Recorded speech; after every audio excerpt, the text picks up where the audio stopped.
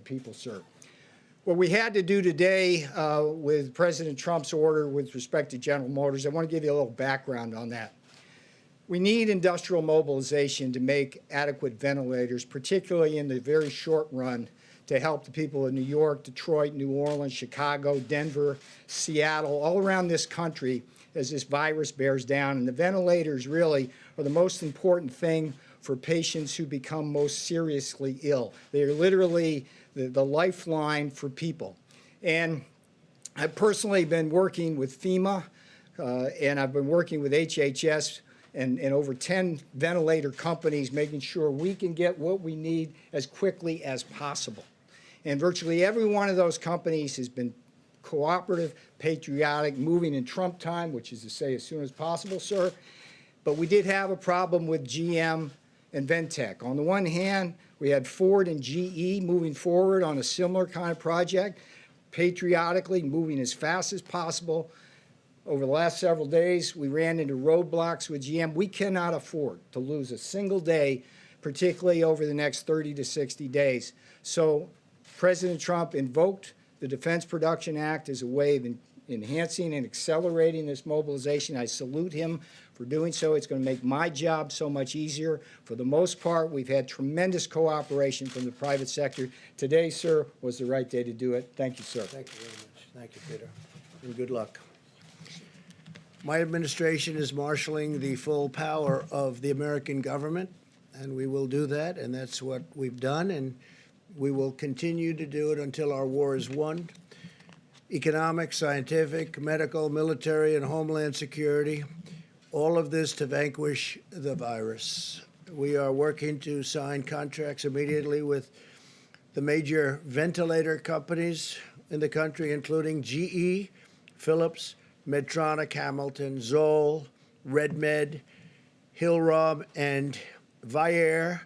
These are all companies that do this, great companies. The FDA will be reducing and waiving unnecessary regulations in order to get this done. We're going to be getting rid of certain, let's say, barriers to speed. We want them to get it done quickly. They've been doing it for a long time. They've been making ventilators for a long time. Hopefully General Motors will join in the fray.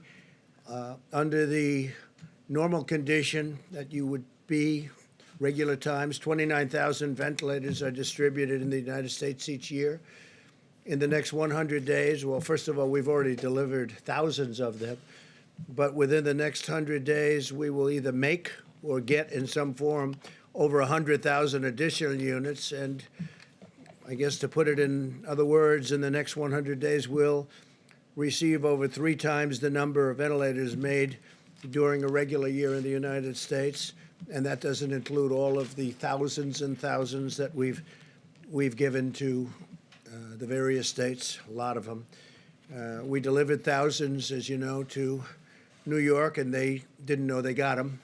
And then we also had thousands put in a warehouse, and that was also for New York, and they just found out that they were there. So we have to make sure that when we deliver things, they get distributed. Earlier today, I spoke to the CEO of Boeing, Dave Calhoun, and Boeing will be producing and donating face shields to help our medical professionals on the front lines. These are actually pretty intricate in terms of the plastic and the quality of the materials. They're important. They've got to be top of the line, and they're going to do thousands of these a week. They've already tested the production, and they're ready to begin producing all of these shields. That's the plastic shields that go over the face. Well, Boeing is also offering us the use of their, what they call the Dreamlifter cargo plane. It's the largest plane in the world. And this is sort of a picture of it. They called up just a little while ago. And that can sort of take anything. That's the biggest in the world. And they're letting us use that for the distribution of product all over the country, especially the heavy product or large quantities of product. And Boeing will dedicate up to 3 planes to the mission of flying medical supplies anywhere we need it. Each plane can carry 63,000 pounds of cargo per flight. That's a lot of cargo. I also signed an executive order giving the Department of Defense and Department of Homeland Security the authority to activate the Ready Reserve components of the armed forces. This will allow us to mobilize medical, disaster, and emergency response personnel to help wage our battle against the virus by activating thousands of experienced service members, including retirees. We have a lot of people, retirees, great military people. They're coming back in who have offered to support the nation in this extraordinary time of need. And they come back in. They don't say how much. They don't say, what are we getting paid? They just want to come back in. It's really an incredible thing to see. It's beautiful. This afternoon, I also signed into law $2.2 trillion in urgently needed relief for our nation's families, workers, businesses, and Americans of every race, color, religion, and creed. And the 2.2 trillion goes to 6.2 trillion, depending on need. So it's the largest bill ever signed, and not just emergency relief, but of any kind. We've never signed a bill of that magnitude. And, incredibly, it was 96-0 in the Senate, and it was essentially the same thing in Congress. They did it very quickly. In the House, they did it very, very quickly. So if you look at Congress, what they've been able to do, the House was voice vote, I guess they would call it, and something like that rarely takes place, and 96-0 in the Senate for the largest bill in the history of our country. That's pretty good. And I want to thank Republicans. I want to thank Democrats for coming together for the whole of the nation. And this is a great thing, a great victory. This is going to save companies that are incredible companies, but that are going to need some help because of what happened. A month ago, they were outstanding. They were having the best year they ever had. And then we got hit. And so we'll help them out. It's thousands and millions of jobs. It's millions of jobs. And I just want to thank everybody for working so hard. And that includes the people standing with me right here. The legislation extends a vital lifeline to American families and American workers with job retention loans for small businesses. And a big focus of the bill is small businesses. They're really they're the energy. They're whatever you want to call it in terms of our nation. They push. People have no idea how big a factor, Peter can tell you, the small businesses are in this country from an economic standpoint, from a job standpoint. We expand the unemployment benefits for workers very substantially, and direct cash payments will be going to American citizens, substantial. This legislation also provides a massive increase in funding for hospitals, for the Disaster Relief Fund, and critical supplies, including masks, respirators, and pharmaceuticals of all types. And speaking of pharmaceuticals, as you know, we're working on vaccines. We're getting some good response, and we're working on therapeutics and cures. And we have some very interesting things happening. This afternoon, Apple launched a new tool created in partnership with our task force, the CDC and FEMA. Any individual who is concerned that they might have the virus can now download the free COVID-19 app on their iPhone and answer a set of simple questions about their symptoms and risk factors. It's getting to be a very modernized system indeed. They'll soon receive HHS recommendations on what to do next, including whether they should get tested or not. And again, we only want people to get tested if we think they need it. In a few moments, Secretary DeVos and Secretary Perdue will discuss new partnerships with the private sector that are providing meals to millions of students while schools are closed. They've both been incredible, the job they've done. I appreciate them very much. We're grateful for the assistance of Niran Chaudhary, CEO of Panera Bread Company. They've been so incredible to us. And to the people of our country, and Denton McLean, chairman of McLean Global Logistics, and they've joined us. They're on stage with me. They're going to speak. Throughout this ordeal, I've been awed and inspired by the American people more than anything else, more than anyone else. Americans of every walk of life have followed the guidelines, shown incredible compassion, and sacrificed greatly on behalf of their fellow citizens. I want every American to know that their selfless and heroic actions are saving lives, and I want them to know, and I've said it before, that I'm very proud to be their president, very proud of the American people. My administration is actively planning the next phase in an all-out war against this horrible virus. We're now testing nearly 100,000 patients per day, more than anybody in the world. And we've now, as of even a couple of weeks ago, tested more than any other country in the world. And our capacity continues to grow. Widespread surveillance testing will allow us to monitor the spread of the virus, and we're doing that quite accurately. And Deborah and Tony will be speaking about that, and coordinate with the states to contain new hotspots as they arise with a targeted, fact-based, and data-based approach. It's all data-driven.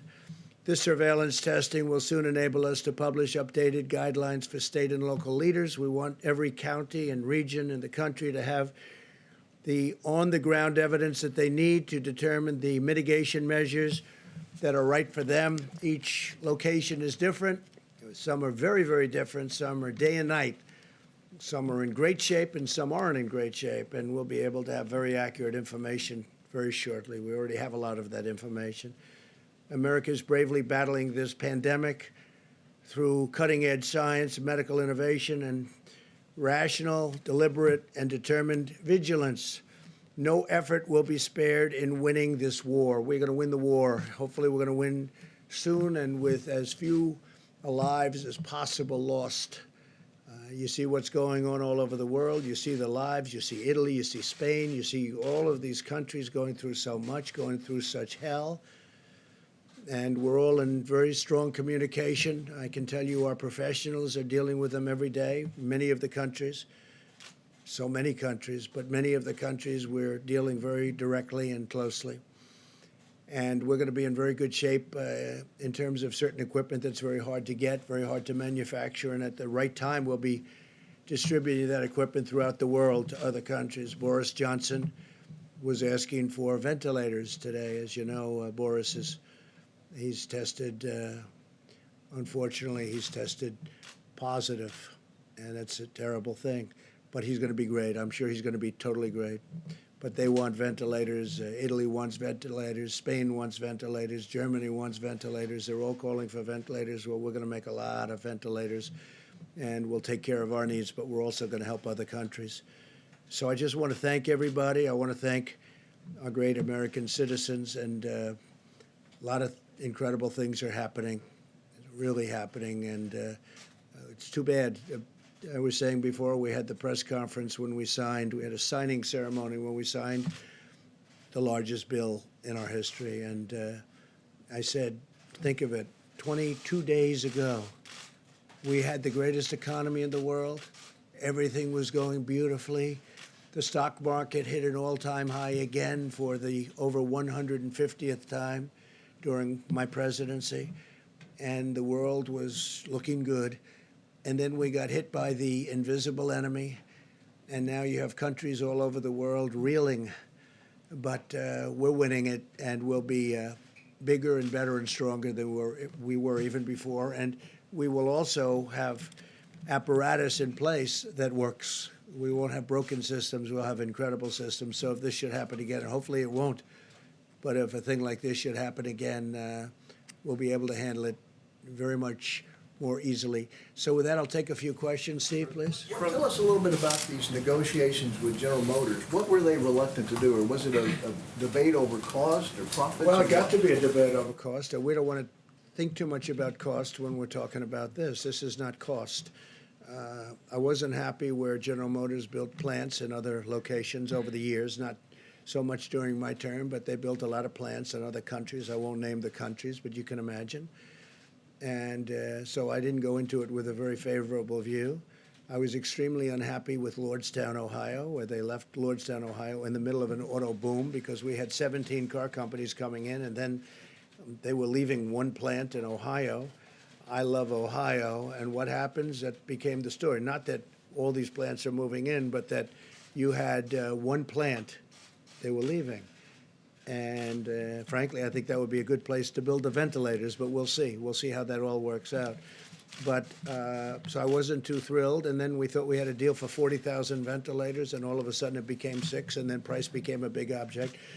But Peter Navarro is going to handle that, and Peter will do a very good job. We'll see, maybe they'll change their tune, but we didn't want to play games with them. Yeah, President? Mr. President, two questions for you. One on state quarantines and the other one on the search for treatment. The first one, over the last 24 hours, governors in multiple states, including Florida, Rhode Island, have issued quarantine orders for travelers coming from The other quarantine states. orders? Quarantine orders, yeah. And they are intercepting people on highways, at airports. They say this is at the recommendation of your administration. Is that true? And if so, why doesn't your Well, I think I'm administration going just... to let Tony speak to that a little bit later, but we're being very strong on quarantine. We're being very strong on people not leaving, especially certain states, and going to other states where they have less of a problem. I mean, you're hearing constantly about people leaving New York and going down to Florida. And New York obviously is a hot spot, and that's why we're building all those hospitals in New York and all those medical centers in New York. So we'll let Tony answer that, but specifically, you have to understand, we're not playing games. John? Mr. President, if I could come back to the invoking DPA. This morning you tweeted about it, and I'm told it was coincidentally, not long after that tweet, Ventec and GM announced that they had reached an agreement to at their Kokomo, Indiana plant, which is a clean facility that makes electronic equipment, Yeah. produce up to 10,000 ventilators a month, with the first ones to be delivered in a couple of weeks. Why the need after that to invoke DPA? It wasn't after, it was before, and we just were not getting there with General Motors. We weren't getting there. We were getting there with a lot of other companies, and we have the people that are doing it for me in the room right here, and we can talk to you later about it. But we have to get these people on board. We're not looking to get into a big deal on price. We're not looking to be ripped off on price. We don't want prices to be double, triple what they should be. So General Motors, we'll see what happens, but now they're talking. But they weren't talking the right way at the beginning, and that was not right to the country. If I could just follow on that, Mr. President. Last night you told Sean Hannity you didn't think that there was a need for 30 or 40,000 ventilators, yet today you basically federalized General Motors to produce tens of thousands. Well, I Did think something there's a change? very good chance we won't need that many. And I think, frankly, there's a great chance that we're not going to need that many. But you know what? There are a lot of other people that are going to need them. We have countries all over the world that are friends of ours, and we will help those countries. We're in a position to do things that other countries can't. So we have sort of an interesting position. We can make them because we're going to be making over 100,000 pretty quickly. So we can make them. And if we don't need them, John, that's okay, because we can help Italy and we can help UK, Boris Johnson specifically. I mean, when I say, how are you feeling? And the first thing Boris said to me is, we need ventilators. So surplus will be Oh, sold absolutely. We're not going to be keeping her. All over the world, they want them, and we're in a position to make them, and other countries aren't.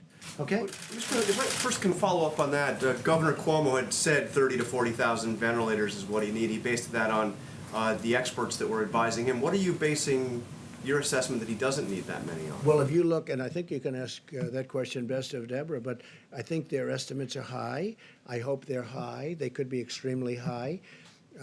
We're doing even hospitals based on pretty high estimates. You know, I'm doing them anyway. And as I told John, if we do not need them, that would be wonderful. We can help a lot of great people all over the world. We can help them live. But I think his estimates are going to be very high. We're going to see. Don't forget, we sent thousands of ventilators to New York, and they didn't know they got them. Then we sent thousands of ventilators to New York. They have a warehouse, a New York warehouse in Edison, New Jersey, which is an interesting thing. And we sent them to Edison, New Jersey. They were in the warehouse, ready to go, and New York never took them.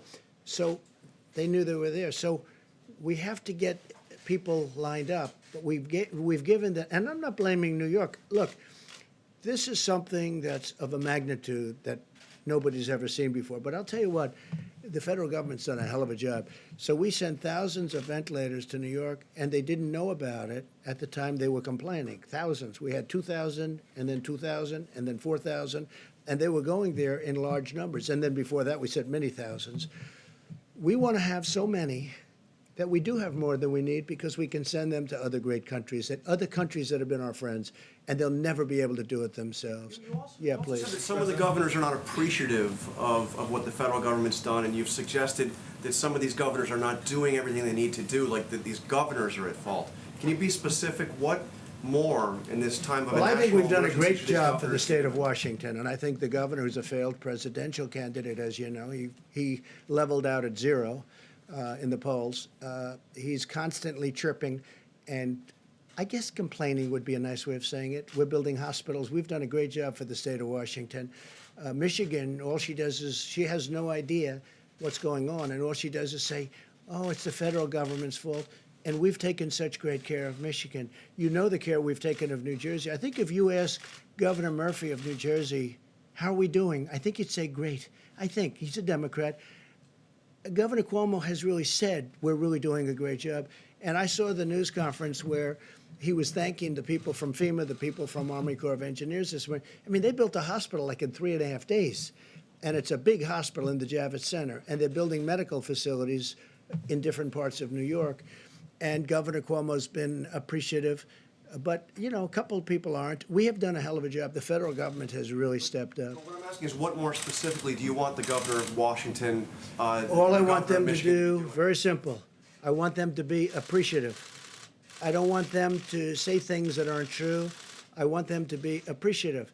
We've done a great job. And I'm not talking about me, I'm talking about Mike Pence, the task force, I'm talking about FEMA, the Army Corps of Engineers. There's no country in the world could have done what the Army Corps of Engineers has done and is doing. Now they're going in and building they're going into hotels and renovating hotels. That should be for governors to do. That should be for states to do. We have the Army Corps of Engineers so teed up and so stocked up, and they're really psyched, and they're incredible. And there's no games with these people. They're in there screaming, get it done, get it done. There's not like sitting around taking it easy. These are workers. These are incredible people. So I think the Army Corps of Engineers, when somebody, for political reasons, wants to blame, I view that as blaming these incredible people. Nobody's ever seen it. I don't know if you've been to the Javits Center. Now, I've seen it. I would love to go there, but with all that we're doing, we will be tomorrow at the hospital boat. We have this incredible hospital boat. It was supposed to be ready in 3.5 weeks because it's under maintenance, a big maintenance contract. We were able to get it done quickly. We were able to stock it up to the top, and it's leaving tomorrow at 2 o'clock. It's leaving Virginia. It'll be in New York on Monday, weeks ahead of schedule. I think even the media, I think the media and governors should appreciate it. And I have to say, the media's been pretty good, and the governors have been really good, except for a couple. And with them, it's just political. How's Trump doing? Oh, well, I don't know. Let's blame. Because we have done a job the likes of which nobody's seen. So it's the words they're saying that you're concerned I about. think they should be appreciative, because you know what? When they're not appreciative to me, they're not appreciative to the Army Corps, they're not appreciative to FEMA. It's not right. These people are incredible. They're working 24 hours a day. Mike Pence, I don't think he sleeps anymore. These are people that should be appreciated. He calls all the governors. I tell him, I'm a different type of person. I say, Mike, don't call the governor of Washington. You're wasting your time with him. Don't call the woman in Michigan. Well, it doesn't make any difference what happens. The governor of Washington? No, you know what I say? If they don't treat you right, I don't call. He's a different type of person. He'll call quietly anyway, okay? But he's done a great job. He should be appreciated for the job he's done. Yes, ma'am. Given that older Americans are advised to stay at home and avoid travel, is it absolutely necessary for you to go to Norfolk, Virginia tomorrow to wave goodbye to the ship? No, but I have spirit for the country. We have sailors, we have doctors on that ship, we have everything. I'm not going to be jumping around in a huddle. But, yeah, I think it's a great sign. The President of the United States, they got a ship out of maintenance, completed all the work in a fraction of the time. It was supposed to be there for 3.5 additional weeks, so they got it done, and it's in great shape, and they're sending it up. So the answer, it's a good question. It's a fair question. I just feel that as the leader of our country, when they can do work like they've done, and they've been working all day, all night, medical supplies, everything, loading up that ship, I don't think it's the worst thing in the world. It's right down the road practically, right, Virginia. And I think it's great if I go to Virginia. I guess I can take helicopter or plane. It's like a tiny trip. And I think it's a good thing when I go over there and I say thank you. It doesn't mean I'm going to be hugging people, and it doesn't mean that I'm going to be shaking people's hands and everything. But I think it sends a signal when the president is able to go there and say thank you. So we'll be careful. Peter? Mr. President, on the stockpile of supplies for a pandemic, yesterday from the podium, you blamed your predecessor, saying that when you arrived as president, you said, quote, "We took over an empty shelf." You've been president now for more than 3 years. Why didn't you and your administration fill that shelf? Yeah, I did. We did fill it twice. We filled it twice, and we've been distributing that for literally a year. So why are we We've in this been filling position, I guess out. Americans are Nice asking. question, Peter. Thank you very much. We've been filling it out, and we've been filling that stockpile many, many times. It's been filled many, many times, and now what we're doing is something different because I think it's better. We'd fill it, so it comes from wherever the point of manufacture or whatever is. We fill it. And then we go, now it's full, now we take it and we distribute it around. Now what we're doing is we have an emergency. We're saying, go direct, go direct, go direct. We fill it only where necessary, but now we're trying to go direct. So they drop it off in New York, or they drop it off in Michigan, they drop it off in Virginia, wherever it may be, Florida. Well, Florida's getting a lot of things. And we're finding it's a much better system. But we've filled and we've stockpiled many, many times. Yeah, we ended up with an empty shelf. Yes, please. You spoke to Chinese President Xi yesterday. What did he tell you in terms of data that he's going to share and Yeah. how they got the number of cases to go down? So I had a great conversation with the president of China last night, pretty late in the night. It was fascinating to me. They have it's a different kind of a world. It's a different form of government, to put it mildly. We talked for a long time. We talked for at least an hour, I guess. And one of the things I was asking him is, when did you notice that this was happening? We talked about the whole concept, how it happened, when it happened, what was the most effective use? I mean, was it the fact that, distance, was distance the best thing? We talked about everything.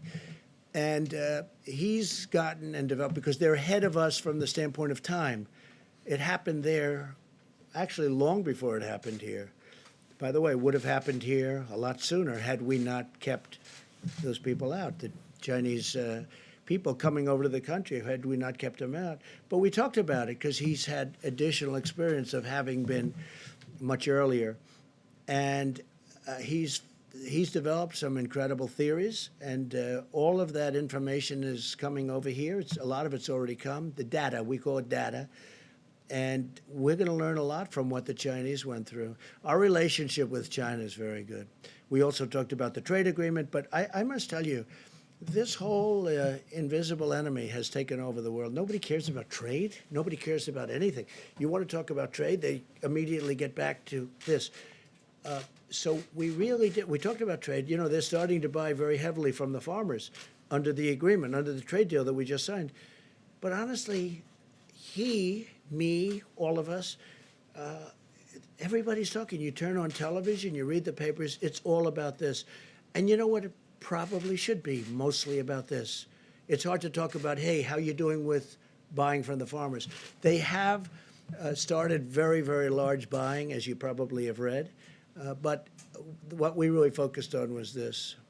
I also said, how have you done with cures, and how have you done with respect to vaccines? We discussed that. And, they're doing like we're doing. They're working on it very hard. They think they have some interesting things have been determined, and we'll see what happens. But we talked a lot about vaccine. We talked a lot about possible cures. How good would that be? I mean, that's game changer. So we'll see. And by the way, we have various things happening right now having to do with cures and vaccines, and I think we're doing very well, especially in the vaccine thing. I think we're very close, but as Tony will tell you, it's a long testing process. So we'll see what happens. You to suspend tariffs. He never asked me to suspend tariffs. No, we're taking in billions of dollars. He never did ask me that. John? Mr. President, on Monday will be the end of the 15 days to slow the spread of the virus. Do you expect that you will simply renew the guidelines, or do you expect that there could be some modification to them? So, John, I'll be sitting down with this brilliant woman and this brilliant man, and lots of brilliant people that work with them, I think, right, Deborah and Tony? And we'll be sitting down on Monday or maybe Tuesday, depending on which is the best for everybody, and we'll be making that determination. Okay, we'll be making it. Any And early by the way, indications? obviously, we're not doing it for New York. You see, New York is just coming into this really heated situation. We're building a lot of things in New York right now that nobody thought would ever be building.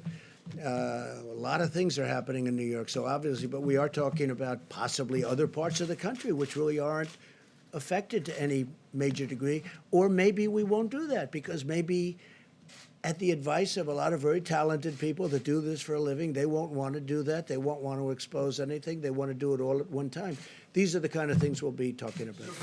So for people at home who are wondering, how long are we going to have to live like this? What advice would you give them? Well, it depends. We do want to flatten the curve. We want to see that curve start heading down in the other direction at a minimum.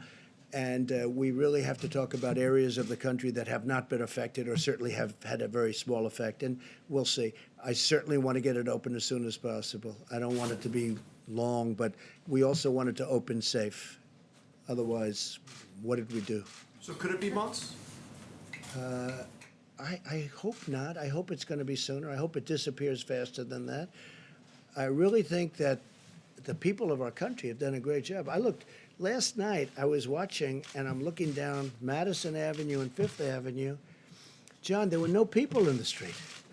I mean, normally you wouldn't be able to see the sidewalk. There'd be cars all over. It'd be like rush hour stuff. I'm looking at it, and I'm saying, I can't believe it. There are no cars. There are no people. There wasn't one person on Fifth Avenue walking down the street. I've never seen that before. You know, I guess maybe at 1 o'clock in the morning, 4 o'clock in the morning maybe, but I've never seen that before. The people have been incredible. They've really been, when you talk about distancing, social distancing, I mean, you know, we don't have a law. We're not going to put them in jail, and yet they're really, I think there's two things. Number one, they are afraid, and number two, they really are wanting to win this thing. Yes, please.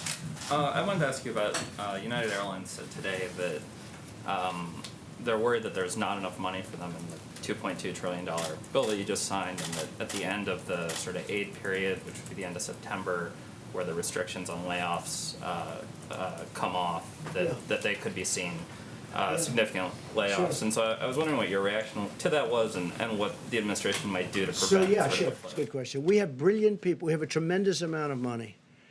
And we have brilliant people that I'm taking from Wall Street with Secretary Mnuchin, who's done an incredible job, a brilliant guy. I'm taking from Wall Street. People that I've known, that you all know, the top people in the world. They don't want money. They don't want, I mean, will they get something? I guess maybe they'll get, who knows, peanuts, what they want compared to what they would normally get. I'm taking the smartest, the most brilliant people in the world in finance, and they're going to be dealing. I'm not going to hire somebody that's never done it, that's a political person or anything else. We're getting the most brilliant financial minds in the world. I know all of them. You know all of them. I mean, you read about all of them. I guess some you don't read about, and they're probably the smartest of them all. But the fact is, we're taking these brilliant people, and they'll be dealing with United, and they want to help. Look, the airline business, I'll tell you right now, the airline business has always been a tough business. It's always been a very tough business, tough to make money with. It's got every barrier you can have, that business has. But for our country, it's very important. We have to take care of our country. We need the airlines to stay. It's also big for jobs. So we will be able to handle United, and we'll be able to handle Delta, and we'll be able to handle all of it. We have plenty of money. Now, will we end up owning large chunks, depending on what these great geniuses decide, along with the executives of the different companies? You know, it's possible. And they'll make a better deal on the loan, but the taxpayer will then end up owning a big chunk of companies. As an example, Boeing. Boeing, until a year ago, was the greatest company, I think, in the world by far. There wasn't anything close. I believe it was 1% of GDP, okay? Think of it. One company, 1% of GDP. It was flawless. Then it had the problems, and then it had on top of it this whole thing with the virus. So Boeing will probably need a hand, and we're going to bring Boeing back to health. But we have the smartest people in the world. We have the smartest, I don't even know if you know that. I think this could be the first time you've heard it. People like Larry Fink we're talking to, and that's BlackRock. And we have, you know, the smartest people. And they all want to do it. They all, I mean, this to them, they love this country. They all want to do it. So we're speaking to people like that, and they'll be able to work it out. I guess my question is, there's probably a tension between bringing companies back to economic health and protecting people's jobs. And I'm wondering if you're going to intervene and ask Treasury No, Secretary. I think they're the Mnuchin same to- thing. I mean, bringing people back to health and protecting people's jobs. To me, and I'm okay at this stuff, that's the same thing. I'm in a much different position as president than if I were an investor or something. But I want to bring them back to health because I want to preserve their jobs. But I also want to preserve airlines because that's preserving lots of other jobs. That's preserving the travel and leisure industry, which is perhaps the largest industry in our country if you add it all up. You add up all the hotels and all the traveling and all the planes and everything else, probably by far the largest industry in our country.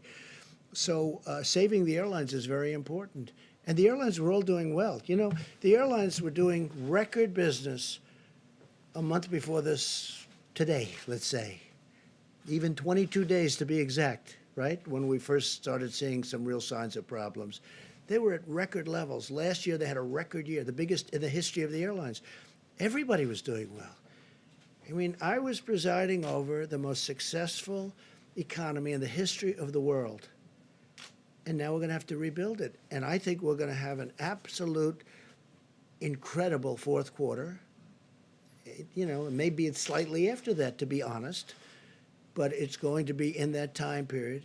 As soon as we get rid of this, I think we're going to have an explosion upward. It's going to be incredible. Please. Mr. President, Florida Governor Ron DeSantis has issued some of the fewest restrictions in the country, yet Florida has the highest percentage of elderly in the country. That's true. Do you believe Governor DeSantis is handling this well? Do you have I do confidence? because he's a very talented guy. He's a very good governor. Everyone loves him. He's doing a fantastic job for Florida. He was not happy with the people coming down from New York. They're flying down from New York, and he had a state and has a state with, obviously a lot less problems. Florida's been doing really well in the sense of testing. The testing has shown much better results. They'll talk to you about that later. But no, he was very unhappy with the people coming down from New York, and I understand that. No, Ron's a very tough guy. He's a great governor, and I have tremendous confidence in him. And, he had the beach situation. He resolved that. He will get it all resolved. Yeah, please.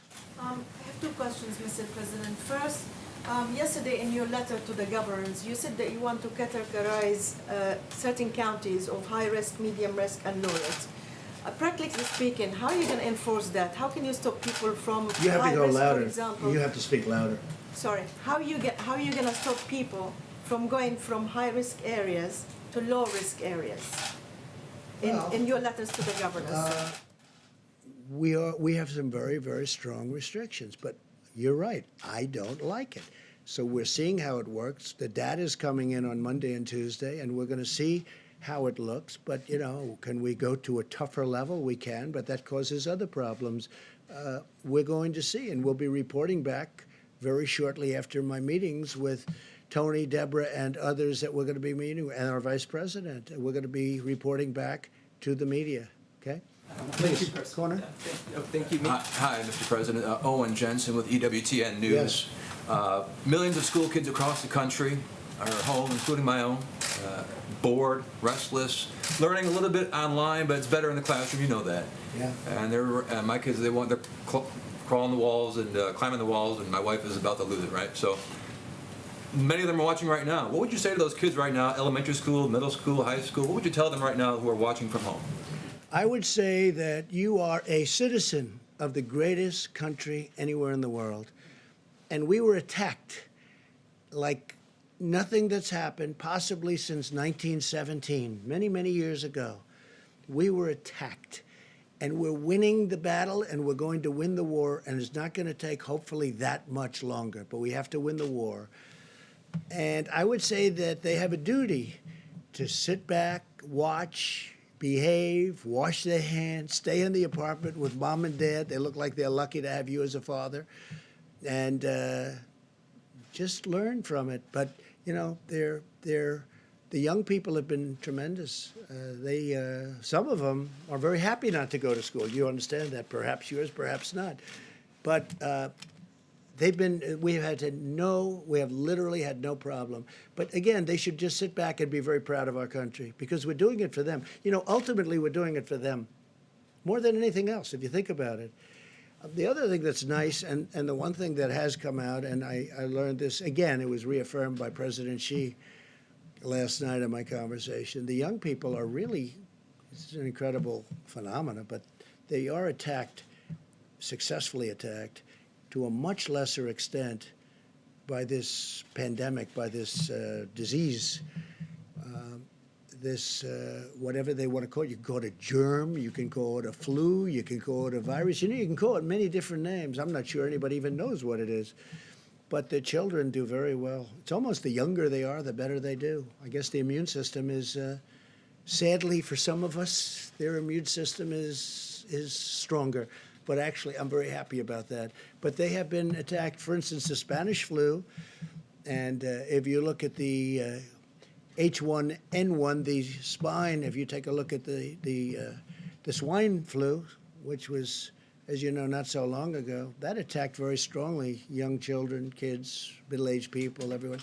Age is a factor here, so your children should be in good shape. But just tell them to be very proud of the country, okay? Just to follow up real quickly, when does the risk become an acceptable one to allow people to go back to their lives? Maybe Well, we're Dr. going to make that Fauci would- determination. And you're going to have something to do with that. And look, we're going to be guided also. You have some real strong feelings. The media, I'll tell you what, the media generally, I mean, I've impressed, a lot of the media has been fair.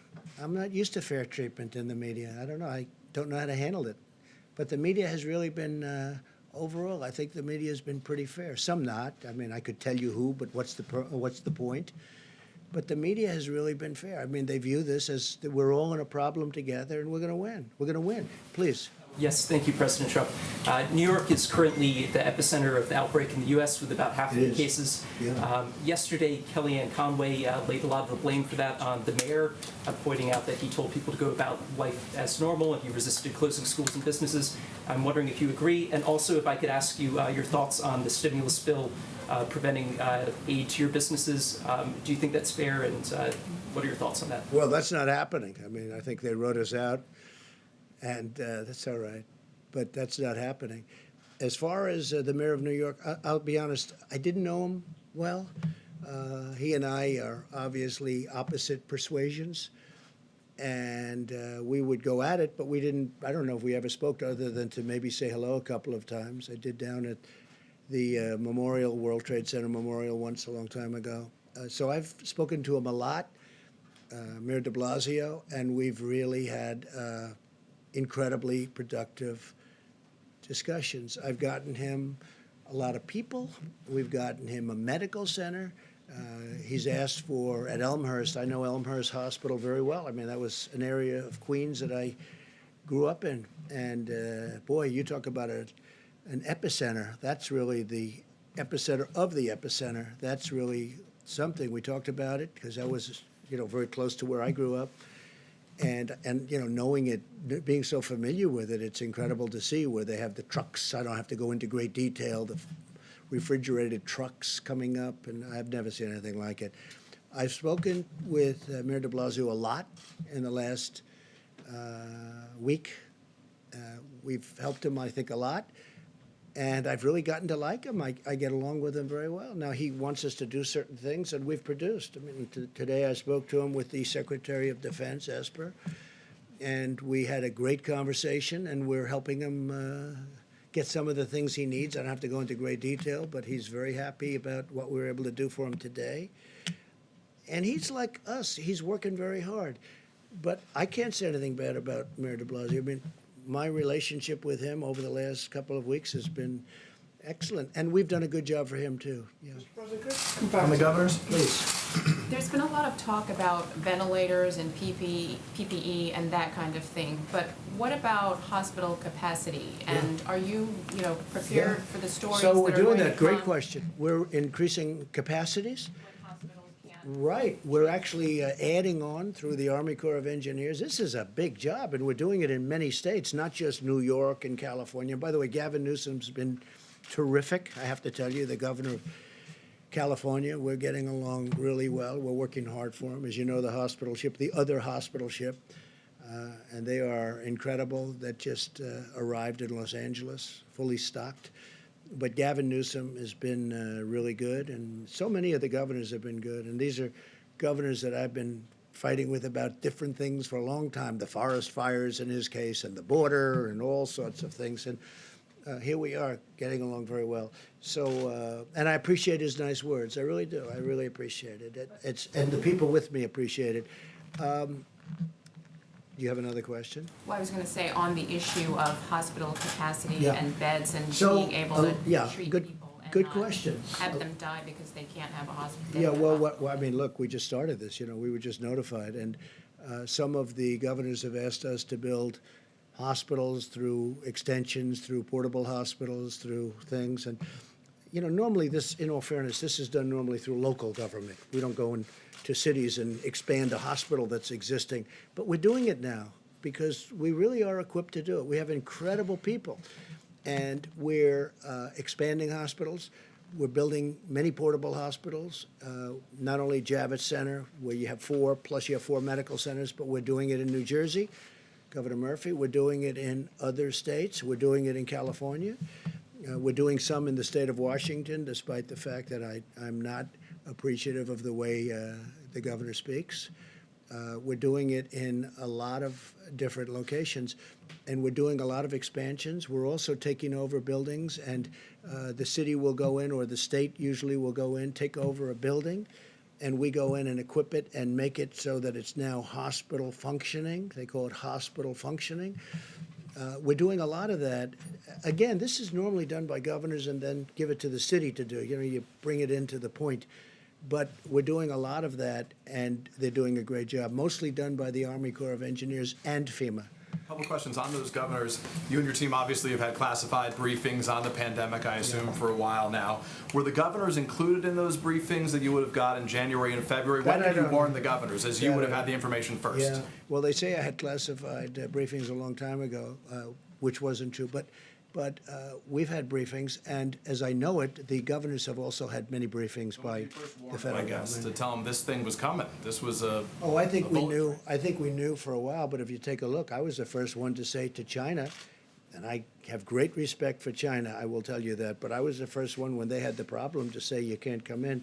And if you go back, that's a long time ago. So if I can follow up. Mr. President, on this question of ventilators, I understand you have a question whether or not New York needs as much as they want. Governor Cuomo is saying 21 days from Here's now. what we're going to have. Are you ready? We're going to have more than we're manufacturing a lot of them now. We're accumulating a lot. We're taking a lot through the act. We're taking a lot. We're actually taking them. And we're going to have, in a very short period of time, and Peter's doing it along with some very talented people, some really talented people. It's very impressive, actually. But we're actually taking a lot. We're going to have plenty. And if for some reason, John, if for some reason you're going to need even more, we're going to be prepared. As an example, we've given out thousands and thousands, which I think you'll know. We accumulated thousands. We give them out. But we right now, I think in the stockpile, we have over 10,000. The reason we don't want to distribute that is for exactly what you're saying. If there's a mad rush in New York, or maybe in Louisiana, or maybe someplace else, we don't want to have given out all of those units, the ventilators, and then in those sections, we give them to Iowa, but they didn't have a problem in Iowa. We give them to Idaho. We give them to lots of different places. And now we have to try and get them back, which is never easy to do. Here's my question. No, John, what I'm saying is this. We are prepared for things that nobody has any idea that would be prepared. And you know what? When I took this over, it was an empty box. We didn't have testing.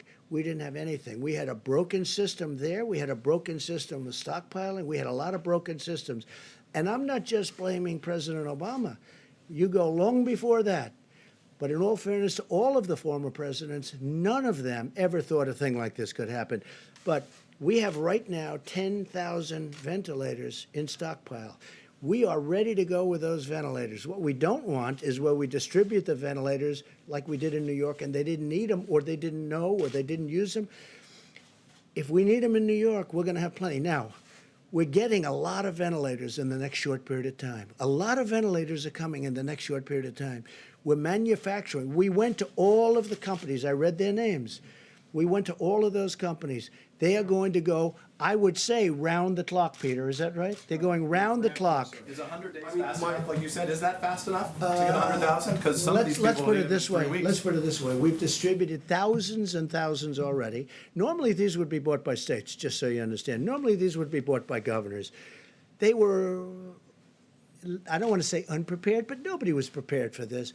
What we've done, nobody can even imagine. And by the way, I've had governors tell me, including Democrat governors, they said, we can't believe you've been able to do this. And you go to other countries, and we're not only competing against states, because we don't want to compete against states. We've had a couple of cases where states were buying, we were buying, and I said specifically, because I heard about it, pull back, let the state buy it. Immediately, the price goes way down, and they end up buying it. But we're also competing against many countries, because many countries need the ventilators. That's why I want to build more, if possible. John, maybe we'll take one more question. The question the question I was building up to is, are you able to guarantee, to assure these states, these hospitals, that everybody who needs a ventilator will get a ventilator? So here's what I'll tell you. I think we're in really good shape. This is a pandemic, the likes of which nobody's seen before. I think we're in great shape. I think that, number one, we've distributed, ventilators is a big deal. We've distributed vast numbers of ventilators, and we're prepared to do vast numbers.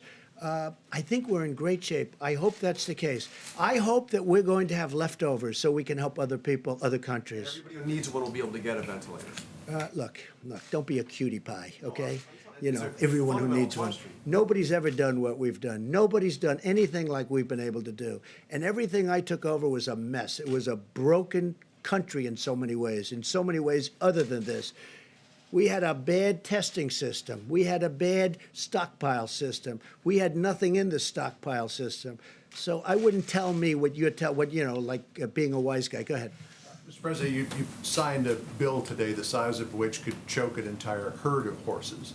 And before you even had a chance to put pen to paper, people were already talking about the need for phase 4. Yeah. Do you see a need for phase 4, and where do you think the priorities would lie? There may be something where we're going to help states, because the states have been hurt very badly.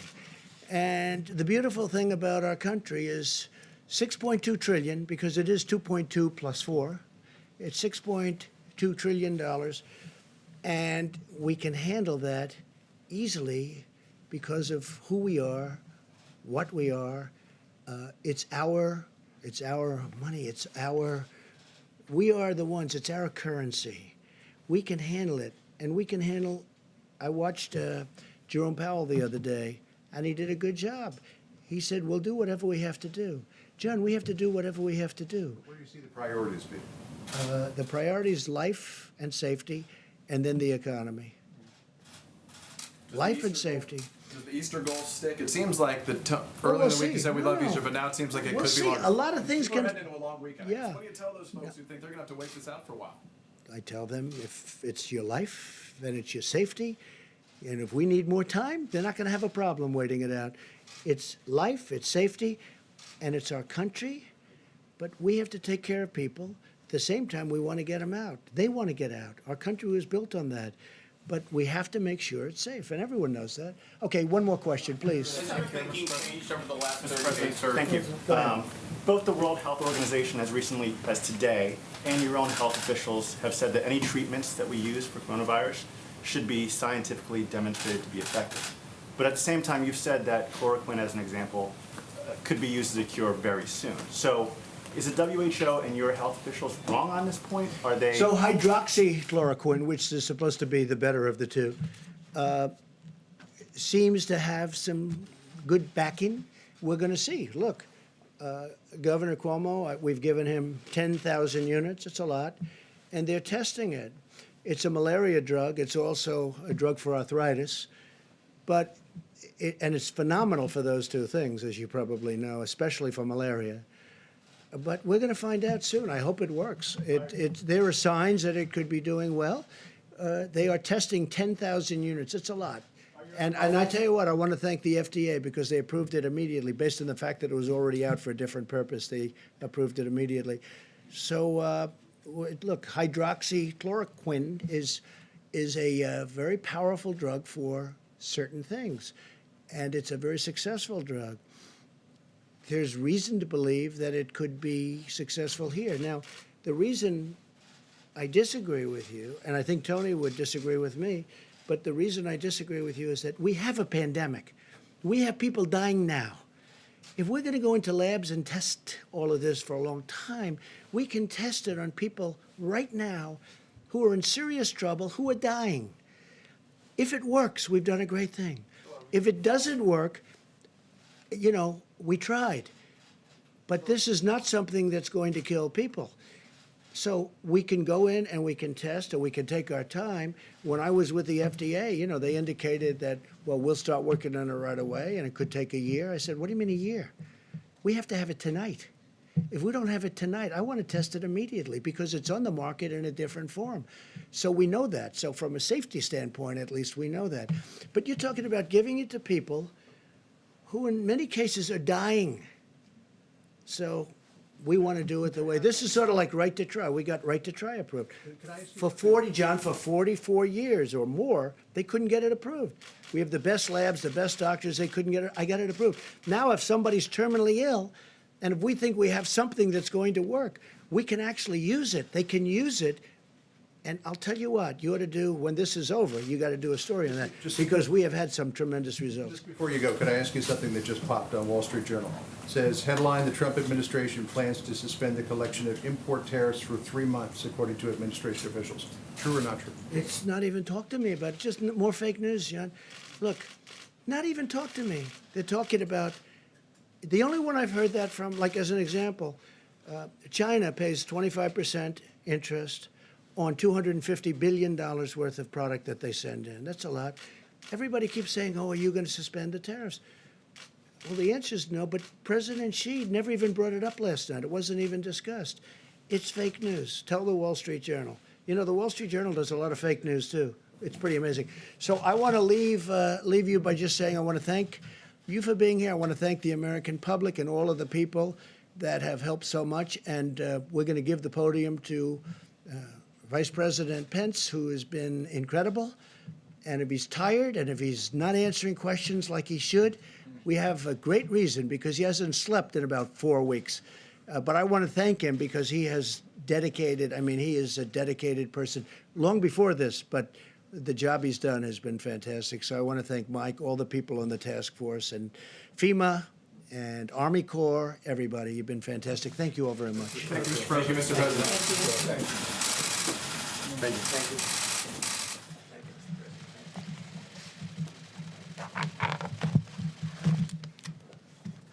Well, good evening, everyone, and thank you, Mr. President. White House Coronavirus Task Force met today. We continue at the President's direction to focus on slowing the spread of the coronavirus through mitigation, expanded testing, and ensuring that our healthcare workers have the supplies that they need. With cases now in all 50 states and more than 50% of cases in the New York area, it's more important than ever to adhere to the guidance of state and local authorities. And for every American, the best thing that you can do, young or old, is put into practice the President's coronavirus guidelines for America. It is the way that each of us can do our part. Since we last spoke, as you all know, the President signed the Coronavirus Aid, Relief and Economic Security Act. This makes direct payments available to American families. The average family of 4 will receive a direct payment of some $3,400. It also covers payroll for small businesses across the country for a period of several months, so that even if the business is closed, they can continue to have a loan which will be completely forgiven if they keep their whole team on the payroll. There's support for critical industries, for hospitals, and for states as well. As of this evening, the President has issued 12 major disaster declarations, most recently for the states of Maryland and Missouri. And on the subject of vaccines, Emory University in Atlanta today began enrolling volunteers in a phase 1 clinical trial of another possible vaccine for the coronavirus. On the subject of testing, testing is available in all 50 states. And as a as a great credit to our partnership with commercial laboratories across the country. This morning it was reported that more than 685,000 tests have already been performed, and we are particularly grateful to the American Hospital Association, whose members are now reporting into the CDC and FEMA in real time, giving our experts more visibility on those that have contracted the disease around the country. The President mentioned this, but it's worth mentioning again. Apple has a new app out. It is a screening tool that'll help Americans determine whether they should be tested. It has a easy format, a question and answer. If you have issues about whether or not a test is appropriate for you, you can use the new Apple app to accomplish that as well. On the subject of supplies, the President spoke about the priority that we're placing on personal protective equipment and especially ventilators, and I will not add to that. I can tell you that this weekend we'll be reporting on aggressive efforts that our supplies stabilization task force at FEMA is taking to import medical supplies from around the world. We're working as we speak on an airlift from a number of countries around the globe to deliver very important medical protective equipment to the United States. At the present moment, you've heard the numbers, but from the Strategic National Stockpile, we distributed more than 7 million N95 respirators or masks, more than almost 3 million face shields, more than 8,000 ventilators, and donations to the Strategic National Supply. We've mentioned Apple donating some 9 million masks that can be used by healthcare workers, but Merck recently announced plans to donate 500,000 masks, USPS 500,000 masks, and a little company called Puritan in Maine is actually in the business now of manufacturing swabs. So businesses large and small all across America are rising to the challenge. As the President noted, he will attend the embarkation of the U.S. Navy ship Comfort tomorrow from Norfolk. The U.S. Navy ship Mercy arrived in Los Angeles today. We will continue to focus resources and supplies on those areas around the country that have seen significant outbreak. But let me send a word to hospital workers around the country. We continue to hear anecdotally and occasionally see in media reports people who have concerns that their hospital may be running short on personal protective equipment in the days ahead. We just encourage you to alert your hospital administrator. Hospital administrators, please alert your state health director. Tonight, Administrator Gaynor at FEMA will be speaking to all of the state emergency directors in America to talk about the availability of resources, but also encouraging them to have a plan to perhaps even use their National Guard to move medical equipment from storehouses to hospitals. We'll be working very closely with state emergency managers on issues of logistics. But today, we're fortunate to be joined by two members of the Cabinet who have been very busy making sure that the children of America have the meals that they need while school has been suspended in so many places around the country. Secretary DeVos and Secretary Perdue are going to share some exciting news and progress that we've made in feeding children who need nutrition assistance while schools are closed. The truth is many underprivileged kids would not be getting school meals apart from the fact that as we stand here today, our administration has approved waivers for all 50 states to give them flexibilities to work with local partners to get meals to children that are in need, and also a nationwide waiver to allow parents to pick up meals.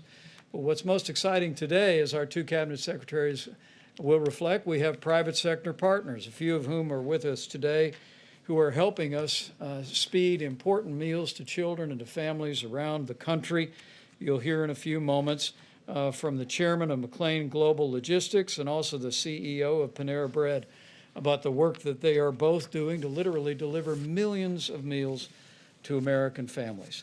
It's truly an inspiring story, and I look forward to hearing it from them and sharing it with you. But it's just one more example, as President Trump said, that we'll get through this, and we'll get through this together.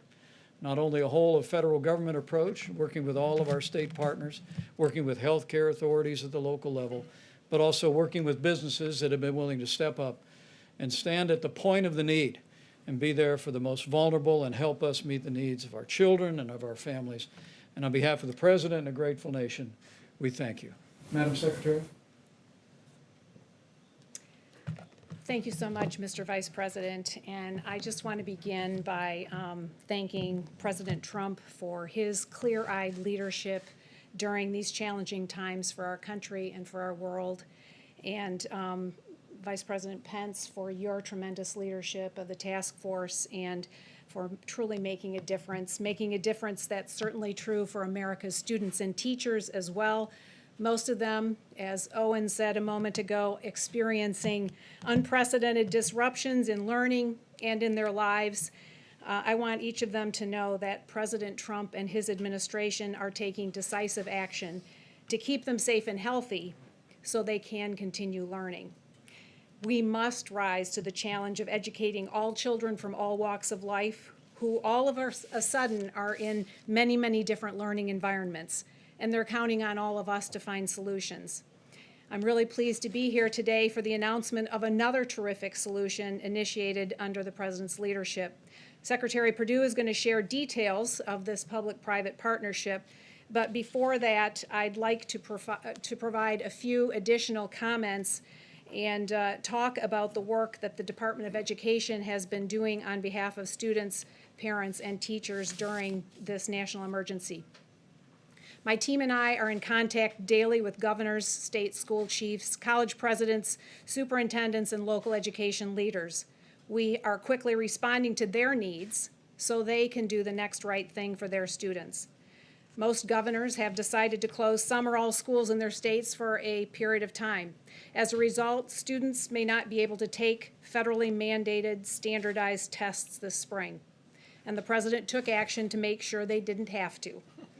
We made the process to delay these tests for a year fast and painless. As of today, 47 states have requested the delay or the waiver, and 46 have been approved within a 24-hour period. We also released additional information making clear the expectation that education will continue for all students. The transition to distance and online learning needs to happen quickly, and it needs to include meaningful instruction and supports for children with disabilities.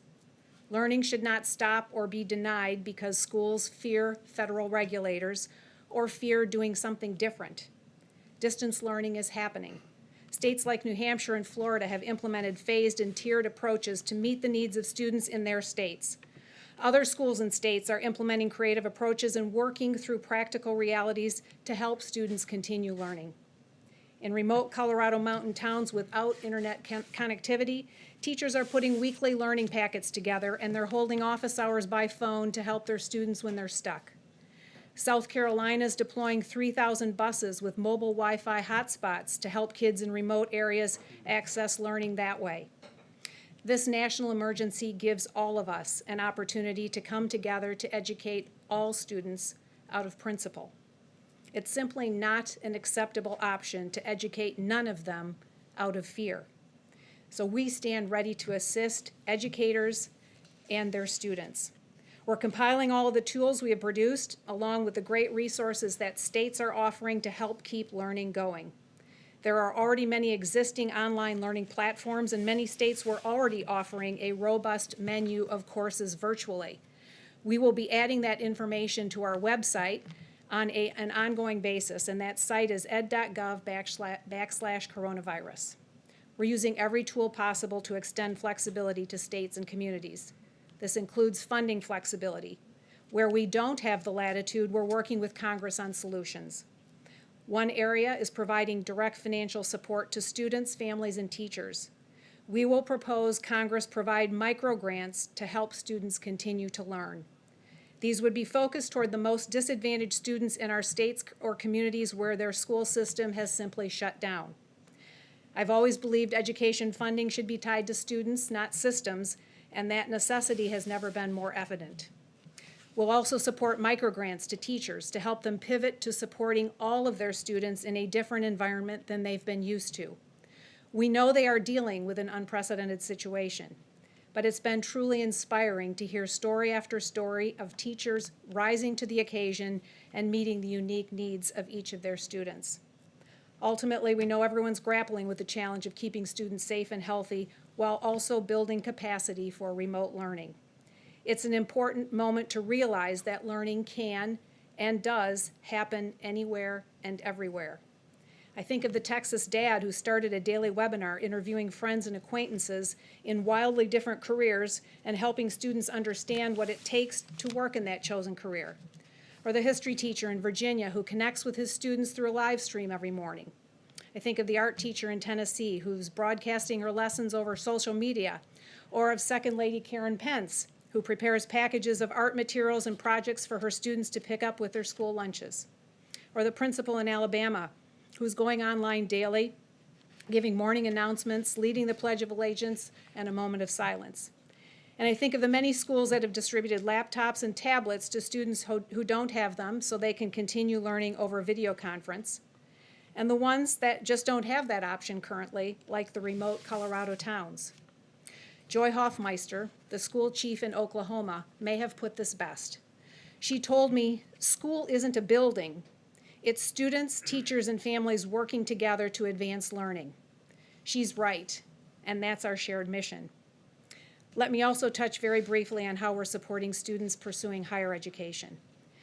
At the beginning of this outbreak, we immediately gave institutions of higher education regulatory flexibility so learning could go online, and it did. In many cases, it was a seamless transition, and learning continues. And we're continuing to cut federal bureaucracy and let schools rise to meet this challenge. We've vastly improved distance learning policies, which are working quickly to enact for traditional higher education. Shorter-term programs and apprenticeships also need to grow and thrive, and as the President has so effectively championed, workers need these options as they look to come back stronger than ever from these momentary setbacks. The President promised to defeat this invisible enemy and keep our economy strong. He took immediate action and provided student loan relief to tens of millions of borrowers. We set all federally held student loans to 0% interest rates and deferred payments for 60 days. Now, with the CARES Act that he signed just earlier today, Mr. President, those actions will extend to 6 months. We hope these actions and others we've taken for those who've become delinquent on payments or have had other issues with their student loan payments will help alleviate the financial burden and anxiety students and their families are feeling during these tough times. These are tough times, but we, the people, are tougher. So in closing, let me offer just a few words of encouragement. To our students, your educations can and should continue. Learning can happen anywhere, and we will help make sure it does. We believe in you. To our teachers, we will support you and help you. You are doing great work. Keep it up. And to every parent and family, we know these are challenging times, but it's in the face of great challenges that Americans have always risen to the occasion and embraced greatness. And I know we'll do that once again. I thank again the President and the Vice President for their leadership on behalf of America's students and on behalf of all of us. And now I'll turn to my friend Secretary Sonny Perdue to share more on how we're working together to help support student nutrition. Thank you very much, Mr. Vice President. While our dedicated educators are out there trying to continue to fill our kids with knowledge even when they're not in a school site, USDA is working very hard to continue to fill their tummies. You may know that many of these children receive breakfast and lunch at their school sites, and our federal government participates with our dedicated school nutritional and lunch professionals throughout the country, and we have issued waiver after waiver to make this flexibilities available for things that make sense when children cannot congregate in a singular location. That's one of the first waivers we issued, and when Congress gave us the authority to issue more, we are turning those waivers around and rapid speed, really less than 24 hours. So we're very fortunate that we've got a great team at our Food, Nutrition, Consumer Services team working 24/7 to make sure that our kids continue to be fed. It's a great partnership that's happening out there. I want to mention one other simple but very important point about another matter that your listeners and readers may be very interested in. That's the food supply chain.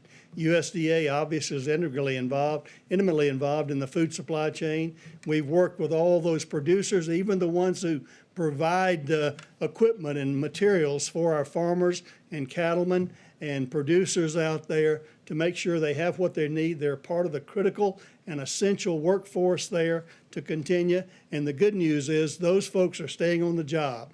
Those who've grown it, those who are processing it, our inspectors who are grading it just the same way they always had, those folks who are delivering it, packing it, delivering it, stocking those shelves, and checking out those customers. That's the great news about our food supply chain.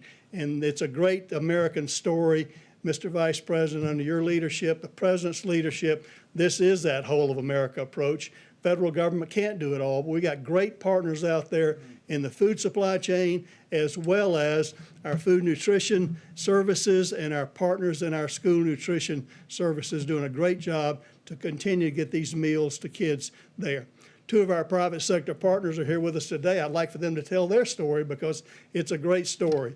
Denton McLean with McLean Global here has partnered with Baylor, a collaborative on poverty and hunger, along with PepsiCo, in order to pack 1 million meals a week to deliver to rural kids who might not can get to town to these drop-off sites where the other kids are picking up meals.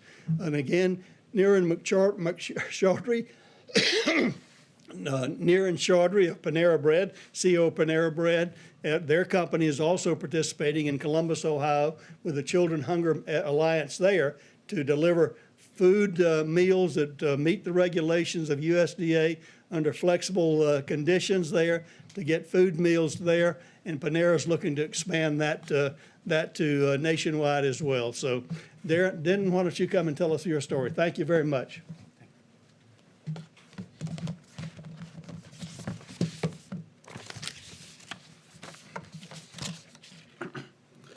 Thank you. Mr. President, Mr. Vice President, Secretary Perdue, and Secretary Voss. Right now, there's a lot of focus on our large cities and the enormous challenges that they face. But imagine this. You live in Iberia Parish, Louisiana, or you live in the Nome Borough in Alaska. Your schools are closed, and normally your children get 2 meals a day at school. Both parents are working from home, but mom and dad just can't get to town where meals are being offered for pickup. That's about to change, and change for the better. Because of this USDA program, McLean Global will source, secure, receive, organize, assemble, package, label, and then deliver boxes straight to a child's home. And here's another big difference. For the first time, we'll be able to offer shelf-stable meals that will last 2 weeks. That's a true game changer for rural families. It's happening because of the President's order to do whatever it takes to get the job done. Everyone knows that tons of paperwork can be like lighter fluid for a great idea, and this is a great idea. We field tested it in 2019, and it worked. You've heard today about the administration's work on this project. Here are some other important partners in this effort. We have Baylor University. They will provide sponsorship and oversight. In addition, we are deeply appreciative to UPS and the United States Postal Service, and we are joined by PepsiCo Company to help get this accomplished. Because of this collaboration and our tireless employees, I can report to you the boxes are ready to ship. And after all, this is all about the children who must be fed during this crisis. We stand ready to serve. Thank you, Mr. President and Mr. Vice President, for caring about the specific needs for the children who live in rural America. Thank you. I want to welcome Niran Chaudhry, CEO of Panera Bread. Good evening. Thank you, Mr. President and Mr. Vice President, for your leadership. It's an honor to be here, and I'm deeply grateful for the opportunity. This is an extraordinary time, and I passionately believe that at such times we must all come together and do our very, very best to contribute and make a difference. At Panera, our mission is simple.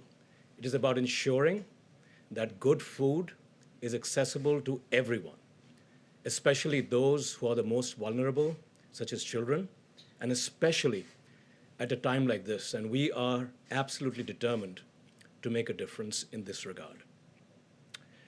Today, we are announcing a partnership with USDA and Children's Hunger Alliance to serve freshly prepared, wholesome meals to children in the entire state of Ohio to begin with, and hopefully after that to expand that program across many other states in the country.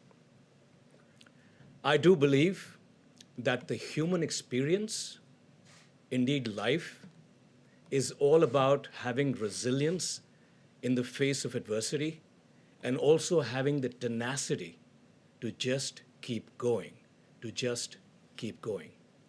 And at Panera, our associates and our franchise partners live that spirit every single day. They are resilient and they're tenacious. And on their behalf, I pledge that we are committed to do the right thing for the country and help serve those who need it the most at this very important time. We are ready to serve.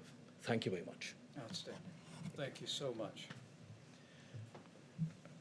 Thank you so much. Thank you for your business's incredible generosity. And I'll actually allow the two business leaders to step out if you'd like. We appreciate you so very much on behalf of the President and a grateful nation. Before we go to questions, I'm going to invite Dr. Birx and Dr. Fauci to step forward with a few reflections on what we're seeing in the data.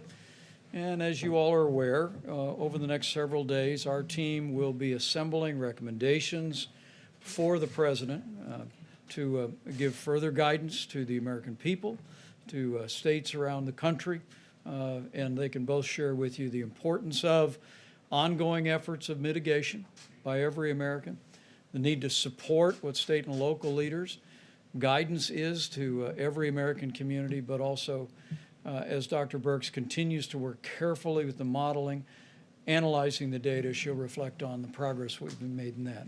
Deborah? Great. Thank you, Mr. Vice President. Just to pick up on some of the questions that you had earlier. So the issues that we discussed with the modeling yesterday was to ensure that the models were adjusted for the great work that every citizen is making in doing the mitigation efforts, and to see if that was reflected in the requests specifically for ventilators. And so we wanted to make sure that with a limited number of ventilators and the issues that we saw in Detroit and Dearborn, in Cook County, and now in New Orleans, that we were balancing and projecting correctly based on both what the models had predicted and then whether they were adjusted for the incredible mitigation work ongoing in New York City. We understand that this week and next week will not reflect that mitigation, whether it's New Orleans or whether it's New York and the New York metro area. We know that the hospital admissions that we are seeing this week and next week will be infections that occurred before the mitigation started. But we wanted to make sure going forward that the needs reflected that. That was what was adjusted in the Ferguson model for the UK, and I know you're following that very carefully. They believe strongly that the mitigation methods that were put into place that informed our mitigation methods, we all were working off of that same model, and I want to make it clear that those models, those flu models, have been incredibly helpful to really predict what would layering of these different mitigation methods, from social distancing to staying home if you're sick, to staying in that household, to quarantine everybody in the household if anyone is positive. Now, there are other countries that took different approaches, and I want to be clear because we did hear from both China and South Korea. But it's always important that you adopt and adapt it to your community and the reality of your country. We do this around the world. You can't ever just take an off-the-shelf approach and then put it into action in your community. You have to understand your communities. And so although both China and South Korea removed people who were positive from their households and segregated them away from their families, we did not think that our Americans would adopt and adapt to that situation. And so that's why in our guidelines we asked people, if there is a family member, to try to self-isolate in the household, and so that that person is still there in the household. So I just wanted to be clear that, yes, we all heard about what China and South Korea did. As much as we could, we adapted them to the American situation, as the UK has done also. And we just wanted to be really ensured that all of the requests for the stockpile reflected the great work that the American citizens were doing in each of these areas to ensure health. And then finally, I know there was a question about requiring quarantine. I want to make sure that everyone understood when we talked about New York residents who had gone to other places, it was for them to voluntarily self-isolate and take care of themselves, because we felt like they could be exposed, and we really wanted to alert them that the rates in New York City were high and were increasing, and that they were probably exposed during some of the most exposure time period before the mitigation efforts went in. So this was really about a health of our New York citizens that then chose to go to other places, both to protect themselves and to protect others. So hopefully that's clear to everyone about those issues. We continue to look at the data every day. We really want to applaud the laboratory testing that is helping us.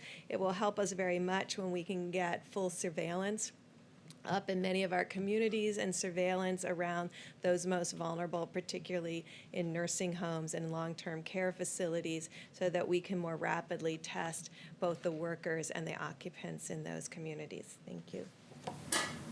Yeah, thank you very much, Mr. Vice President.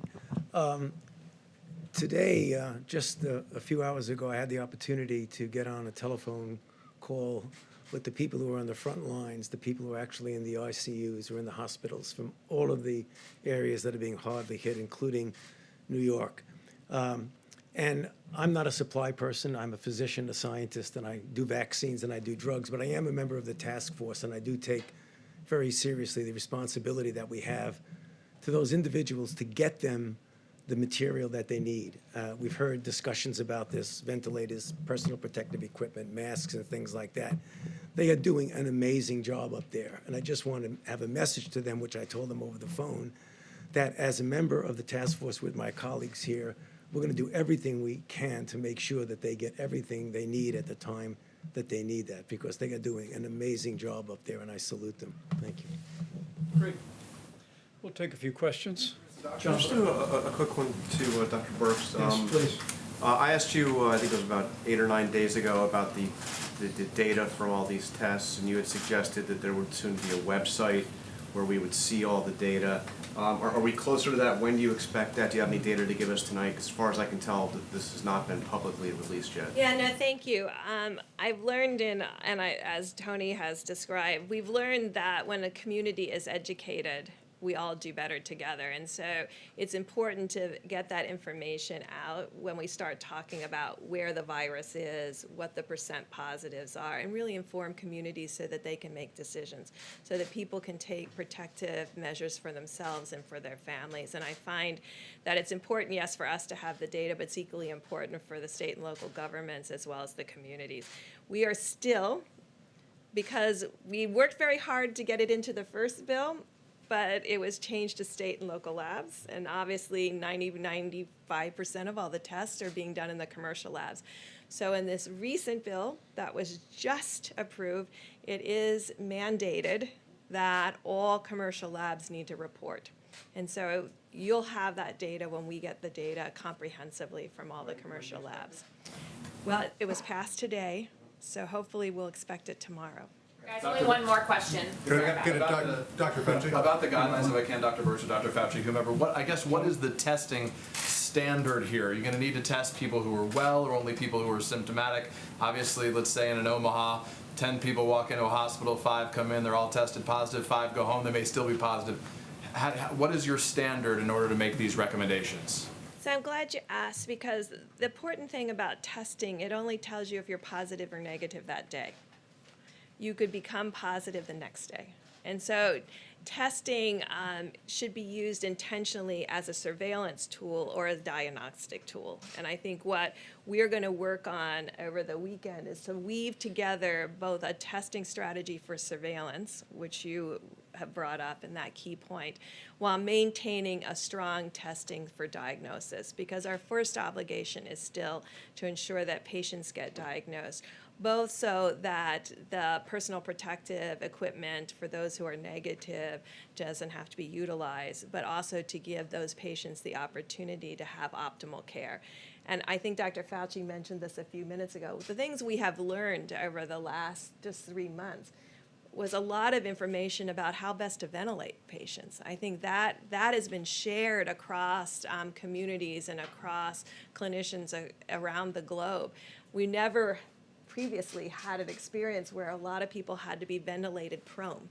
So this kind of information that has been shared has been critical to improve the survival of the patients that we have in the United States of America. And we really want to applaud the countries who've been giving all of us that information and sharing it across the clinical network. One quick thing to Dr. Fauci, if I could. Dr. Fauci, Sunday will mark 1 month since the first death from this new disease. I wanted to ask you a bit of a philosophical question. I've known you for 25 years. You've been through HIV, AIDS, MERS, SARS, West Nile virus, Ebola, all of that. How has this nation changed since that first death 1 month ago? Well, this is truly an unprecedented situation that we're going through. As you mentioned correctly, John, I have been through everything from the very beginning of the very uncertain days with HIV/AIDS. Cumulatively, if you look at what's happened with HIV/AIDS over the 38 years that we've had it, the burden and the suffering and the death has been enormous, historic. But it came over a period of time. There was the fight in the beginning. What we're seeing now in actual real time is something that's unprecedented. This is something that we have never seen before, at least in our generation. They've seen something maybe like this back 100 years ago. And we're really being challenged to not only learn in real time, to be able to respond in a way that is helpful and effective, but we're also in uncharted waters. And I think that's the thing that I find different, is that the waters are uncharted so that it isn't as if we have an example of how to do it. You know, we have an extraordinary confrontation on the health and the welfare of the globe, particularly, you know, for us here in the United States. So as somebody who has been through all of those outbreaks, this truly is unprecedented. So from the first day to now, the first death, we've been through something that no one has ever experienced in our generation. Let me say good evening to each one of you. I trust this was helpful. We'll continue to keep you informed. Over the course of the weekend, the President will be traveling to Norfolk for the embarkation of the U.S. Navy ship Comfort. Our task force will be meeting through the course of the weekend, and we'll be reviewing the data and preparing recommendations for the American people going forward. But thank you all for your time and attention.